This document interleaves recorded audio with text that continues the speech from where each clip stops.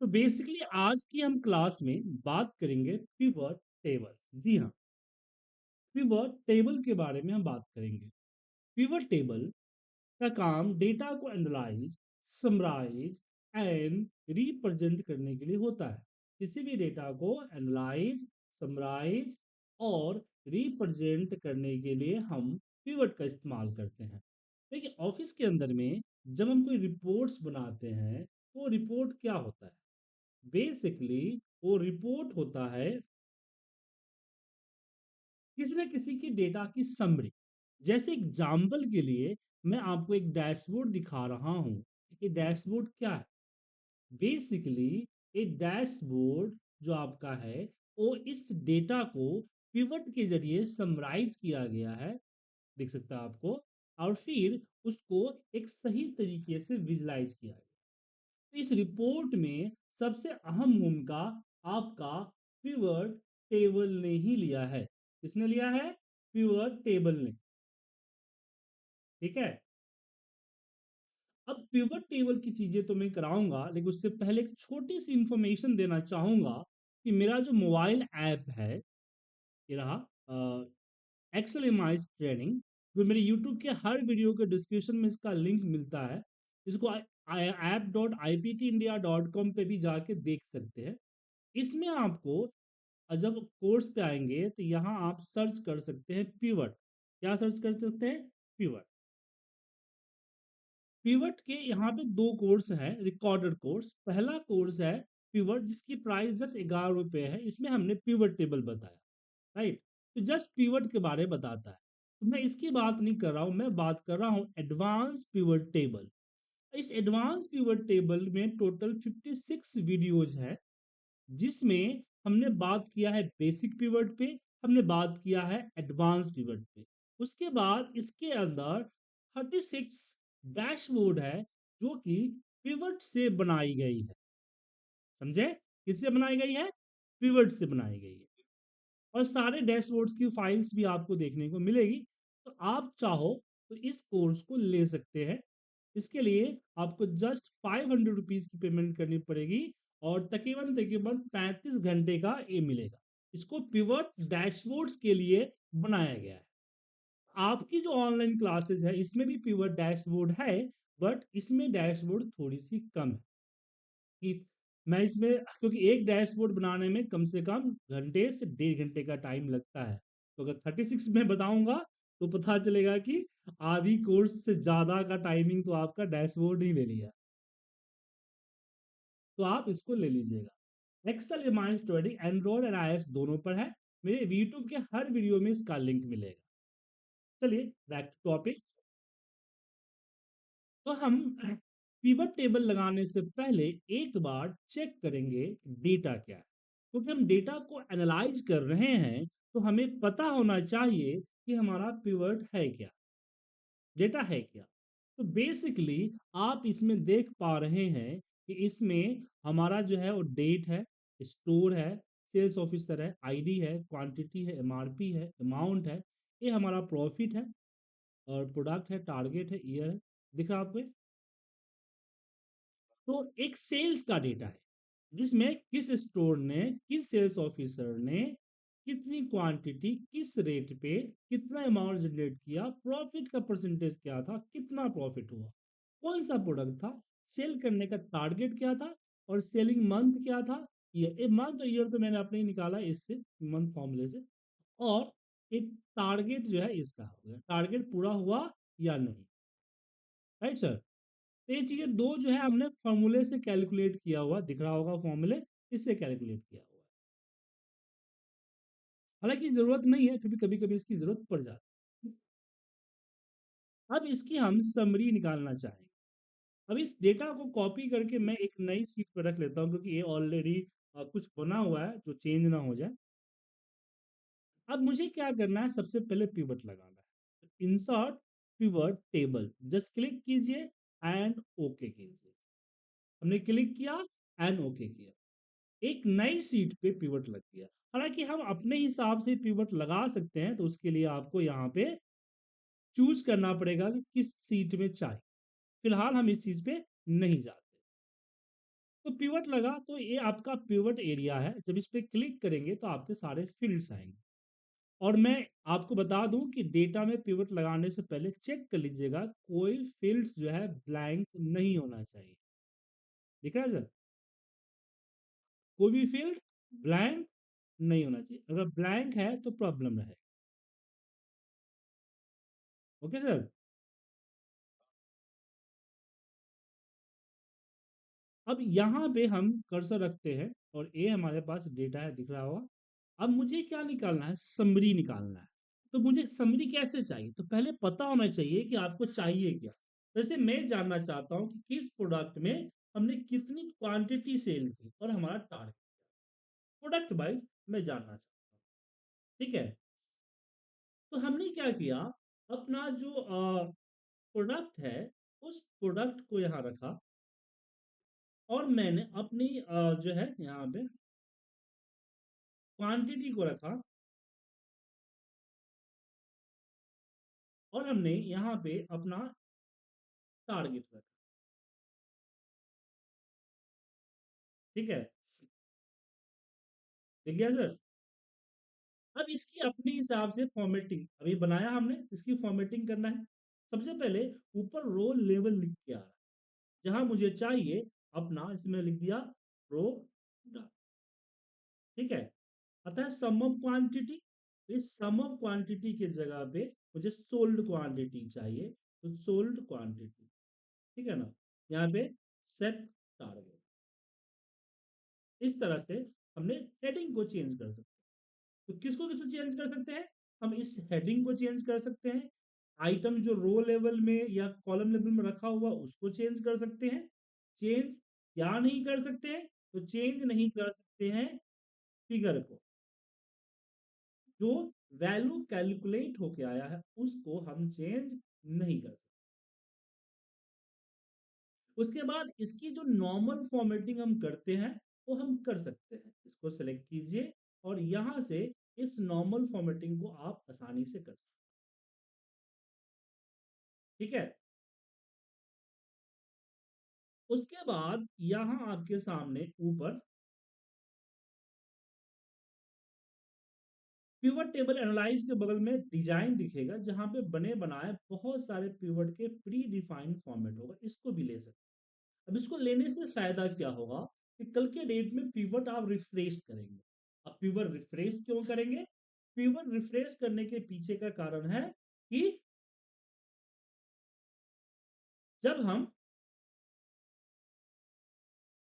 Data को change करेंगे, जो हमारा बैकएंड में जो डेटा है उस डेटा को जब चेंज करेंगे तो पिवट पे फॉर्मूले की तरह ऑटोमेटिक अपडेट नहीं होगा, हमें वहां पे अपडेट करना पड़ेगा। तो ऐसे केस में हम इसका इस्तेमाल करें। ठीक है, रिफ्रेश करेंगे, जब रिफ्रेश करेंगे तो क्या होगा कि आपकी फॉर्म नॉर्मल फॉर्मेटिंग जो है इंक्रीज डिक्रीज नहीं होगा, but A formatting increase decrease होगा क्योंकि पिवट से कनेक्टेड। Okay sir. अब चलिए पिवट टेबल बनाते समय हम कैलकुलेशन क्या क्या कर सकते हैं उसके देखते हैं, प्री डिफाइंड कैलकुलेशन। तो जैसे कि मैंने यहाँ पे मान लीजिए कि स्टोर को रखा और इसके बगल में क्वांटिटी और इसके बगल में मैंने एमआरपी को ड्रॉप किया, दिख रहा होगा यहाँ एमआरपी आपको ड्रॉप। एमआरपी का क्या हुआ कि यहाँ पे टोटल आया, मुझे यह एमआरपी का टोटल नहीं, मुझे इसका एवरेज चाहिए। तो यहाँ वैल्यू फील्ड सेटिंग में ये जब इस पे क्लिक करेंगे तो यहाँ पे दिखेगा वैल्यू फील्ड सेटिंग, सबसे लास्ट ऑप्शन, या फिर इसके ऊपर डबल क्लिक करेंगे तो यहाँ पे आ जाएगा वैल्यू फील्ड सेटिंग। ठीक है, अब यहाँ पे कैलकुलेशन जैसे कि सम, काउंट, एवरेज, मैक्स, मिन, product, count numbers, standard deviation P, variance P. ठीक है, कर सकते हैं। जैसे हमने एवरेज लिया, जहां तक बात है जब मैं एवरेज लूंगा तो इसकी जो फॉर्मेटिंग है वो थोड़ा सा डेसिमल्स में ज्यादा है, हालांकि हम यहाँ से भी डेसिमल को कम ज़्यादा कर सकते हैं, लेकिन हम जब यहाँ पे करेंगे तो पिवट के साथ अटैच हो जाएगा, जहाँ पे हमने एवरेज किया था। यहाँ पे फॉर्मूला में हम यहाँ पे अपना एवरेज ले लेंगे। क्या ले लेंगे? एवरेज के लिए यहाँ पे नंबर फॉर्मेट, और नंबर फॉर्मेट में यहाँ हम जीरो कर देंगे, then okay and then okay. ठीक है सर। तो कोई भी फील्ड कोई कैलकुलेशन कर रहे हैं तो उसकी फॉर्मेटिंग यहाँ से चेंज की जा सकती। क्लियर है सर? और कैलकुलेशन भी समझ में है। हालांकि एक और कैलकुलेशन है, लेकिन उसके बारे में हम आगे बताएंगे, फिलहाल इसको इग्नोर। अब बात करते हैं कि हम समराइजेशन को किस तरीके से करें, उसके पे हम डिस्कस कर लेते हैं। जैसे मैंने यहाँ पे डेट मुझे चाहिए, जैसे हमने स्टोर वाइज चाहिए और मुझे मंथ वाइज चाहिए, तो स्टोर और मैंने मंथ को यहाँ पे रखा। अब जरूरी नहीं है कि मंथ मेरा डेटा में हो, तो हम डेट को भी रख सकते हैं। देख रहे हैं? तो जब डेट रखेंगे तो इस तरह से डेट हमारा हेरिकल हो जाए। तो यहाँ राइट क्लिक करके ग्रुप पे जाएं, और आपको हेरिकली सिर्फ मंथ वाइज चाहिए तो मंथ कर लें, तो सिर्फ मंथ वाइज डेटा आपको आए। इसके लाने का फायदा ये होगा कि मंथ आपका सॉर्टेड होगा जैन टू दिसंबर। और आप नॉर्मली मंथ का कॉलम जो अगर इस तरह से टेक्स्ट में है उसको लेते हैं तो वो सॉर्टेड होता है अल्फाबेट या डेटा सोर्स पे। ठीक है? हालांकि उसकी शॉर्टिंग को चेंज की जा सकती है, वो आगे हम बताएंगे। ठीक है ना सर? लेकिन वो थोड़ा सा कॉम्प्लिकेटेड सिस्टम हो जाएगा। तो अब पहले ही डेट अगर आपके सिस्टम में है तो हम क्यों एक नया फील्ड क्रिएट करेंगे? हालांकि कई बार फील्ड क्रिएट करना पड़ता है, तो वो अलग सिचुएशन होती है। ठीक है? और फिर हमने क्वांटिटी को रखा। अभी जो हुआ इसको बोलते हैं मैट्रिक्स फॉर्मेट। क्या बोलते हैं? Matrix format. हमने क्या किया कि हमने अपने डेटा को रो एंड कॉलम में रखा। कहाँ रखा? Row and column. तो डेटा इस तरह से row and column. But matrix format हम तब यूज करते हैं जब कॉलम में रखने वाले फील्ड का आइटम लिमिटेड हो, थोड़ा कम हो। क्योंकि मान लीजिए आइटम ज्यादा हुआ तो ये स्क्रॉल करके लंबा चला जाएगा। जब लंबा अगर जाएगा तो प्रॉब्लम होगा ना सर। जी हाँ, बिल्कुल। ठीक है?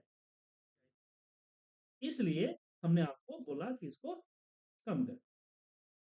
तो इसमें अगर मान लीजिए ज्यादा हो तो आप यहाँ पे पेरेंट चाइल्ड सिस्टम कर सकते हैं, मतलब कि इसके नीचे रख दीजिए, तो आप देखेंगे कि city wise month wise data आएगा। अब इसको करने का एक और फायदा है कि ये जो प्लस का दिख रहा है इस तरह से हम कोलैप्स और एक्सपेंड कर सकते हैं। एक साथ सबको करना है तो ऊपर पिवट पे जब क्लिक करने पे डिजाइन टैब आता है, उस डिजाइन टैब पे हम जाएंगे, और नहीं एक्चुअली एनालाइज टैब पे, माफ कीजिएगा, एनालाइज टैब पे जाएंगे और यहाँ आपको सामने दिखेगा कोलैप्स। सारा कोलैप्स हो जाएगा, सारा एक्सपैंड हो जाएगा।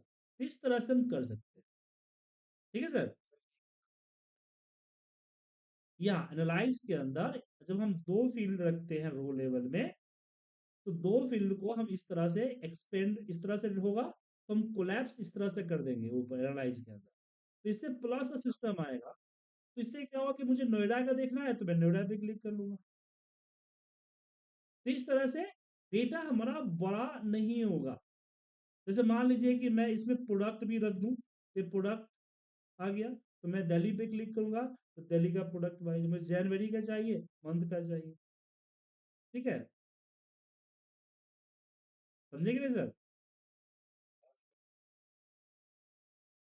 जी सर।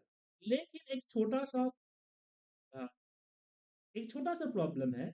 हम ये तब यूज करते हैं जब हमारे पास हम जो पिवट लगा रहे हैं उस पिवट को हमें एज ए पिवट फॉर्मेट में ही शो करना है। समझे? किसी को अगर मुझे भेजना है तो पिवट में ही भेजना है। लेकिन कई बार क्या होता है कि हम पिवट से डेटा समराइज करके उसको रख के कैलकुलेशन वगैरह करते हैं ताकि सही से विजुलाइज कर सके। और कैलकुलेशन करने के लिए पिज्जा पिवट को हटाना पड़ता है, तो हम लोग पेस्ट एज ए वैल्यू कर देते हैं। तो पेस्ट एज ए वैल्यू करने के बाद आपको पता चल रहा है कि कौन सा सिटी है, कौन सा मंथ है, कौन सा प्रोडक्ट है, सब एक लाइन में कचपच आ गया। जी हाँ। तो मैं चाहता हूं कि मेरा पिवट बने तो अलग अलग कॉलम्स में, मतलब कि सिटी का कॉलम अलग हो, मंथ का कॉलम अलग हो, और प्रोडक्ट का कॉलम अलग हो, तीन अलग कॉलम में। तो उसके लिए आपको जाना होगा डिजाइन टैब पे। डिजाइन टैब पे यहाँ दिखेगा रिपोर्ट लेआउट, इसके अंदर आपको दिखेगा टैबुलर फॉर्म, इस पे क्लिक करेंगे, इस तरह से अलग अलग। अब यहाँ पे देखिए सबके टोटल्स है, इसको बोलते हैं सब टोटल्स। मुझे नहीं चाहिए तो राइट क्लिक करके इसको हटा दो। मंथ का भी नहीं चाहिए, इसका सिटी का भी नहीं चाहिए, राइट क्लिक करके इसको हटा दो। लाना है तो वापस राइट क्लिक करके ला दीजिए, हटाना है तो हटा दीजिए। ठीक है। अब एक प्रॉब्लम, अभी एक और प्रॉब्लम आ गई कि अगर मैं इसको कॉपी करके, मान लीजिए कि अब मैं वापस इसको वैल्यू पेस्ट करता हूँ, तो अब भी एक प्रॉब्लम है। प्रॉब्लम ये आएगा कि अगर मान लीजिए फिल्टर वगैरह हम यहाँ लगाएंगे तो समझता है पिवट, इसलिए दिल्ली का दिखा देगा, बट यहाँ पे तो दिल्ली का सिर्फ एक ही यही दिखाएगा ना सर, नीचे तो दिखेगा नहीं। तो मुझे क्या करना है, इनको रिपीट करना है इस तरह से। क्या करना है? रिपीट करना है। तो मैनुअली रिपीट करने से काफी टाइम जाएगा, तो इसके लिए क्या करेंगे आप, इसके लिए हम इसको यहाँ पे डिजाइन में जहां पे हमने लेआउट लिया था उसी के नीचे आएगा repeat all item level. Repeat all item. जी हाँ। ठीक है ना, रिपीट होगा। कई बार क्या होता है कि हमें एक ब्लैंक लाइन सेपरेशन के लिए भी चाहिए, ऊपर आपको दिखेगा ब्लैंक लाइन, यहां पे कर देंगे इंसर्ट ब्लैंक लाइन। ठीक है, देखिए ब्लैंक लाइन सर। अब मैं कर दूंगा do not remove blank line, remove हो जाएगा। डू नॉट रिपीट, तो रिपीट हट जाए। अब मुझे रिपीट के जगह पे मर्ज करना है इसको इस तरह से। ठीक है ना, तो आप पीवट में जाके डायरेक्टली मर्ज नहीं कर सकते। तो मर्ज करने के लिए आपको इस पे राइट क्लिक करके जाना होगा पिवट टेबल ऑप्शंस पे। ठीक है, नीचे से तीसरा नंबर होता है, इसका सबसे पहला ऑप्शन दिखेगा मर्ज सेल, इसको क्लिक कीजिए, देन ओके। ये देखिए सारा मर्ज हो गया सर। क्लियर है। अब कई बार क्या होता है, जब हम पिवट लगाते हैं तो डेटा ना होने के केस में ब्लैंक आता है। ठीक है, जैसे मैंने यहाँ पे मंथ ले लिया और मंथ के नीचे मैंने अपना प्रोडक्ट, प्रोडक्ट, और इसके नीचे में हम क्वांटिटी ले लें। अब ये मेरा डेटा, इसमें तो सब कुछ है, ऐसा नहीं कि नहीं है। हाँ लंबा है, लेकिन सब पे सब कुछ, सब डेटा। हाँ इस देखिए जीएस में नहीं है ना सर। तो मैं चाहता हूँ जो ब्लैंक हो, यहाँ ब्लैंक ना दिखे, ब्लैंक जो है फिल हो जाए किसी और आइटम से। तो पिवट टेबल लेआउट में जाइए और यहाँ पे ब्लैंक जीरो कर दीजिए, एन ओके, आ गया। अब ये जो टोटल आ रहा है ना, मैं इस टोटल को भी नहीं चाहता, तो राइट क्लिक करूंगा, पिवट टेबल ऑप्शंस, और यहाँ टोटल एंड फिल्टर में मैं इसको यहाँ से रिमूव कर दूं, देन ओके, देखिए रिमूव हो गया।